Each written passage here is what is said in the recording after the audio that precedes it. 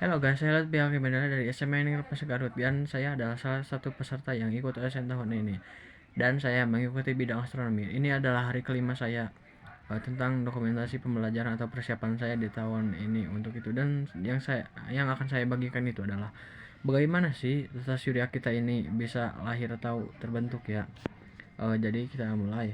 Kayak sekitar 4, miliar tahun lalu di salah satu sudut Bima Sakti ada awan gas dan debu raksasa yang disebut nebula surya. Terus jarak antara partikelnya itu kan sangat jarang ya, tapi masanya itu cukup gitu untuk membentuk suatu matahari atau planet-planet. Terus sewaktu-waktu juga gelombang kejut dari bintang meledak di dekatnya ya, yang membuat si awan ini jadi nggak stabil. Gravitasinya juga mulai narik partikel-partikel yang nyebabin nebula runtuh dan ya berputar, yang membentuk mungkin disebutnya itu cakram protoplanet dengan pusat yang menebal. Di pusat cakram itu juga materinya menumpuk hingga suhunya kayak sangat tinggi. Juga inilah matahari yang lahir, bintang yang mulai memancarkan energi dari fusi nuklir.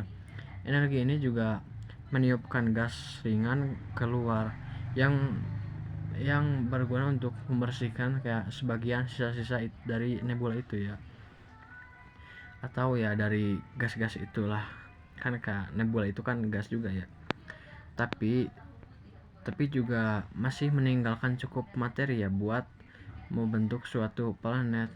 Terus di cakram sekitar matahari juga ada kayak partikel padat yang saling menabrak tapi juga saling bergabung gitu, yang membentuk planet berbatu kayak contohnya itu Merkurius, Bumi, Mars, dan Venus ya.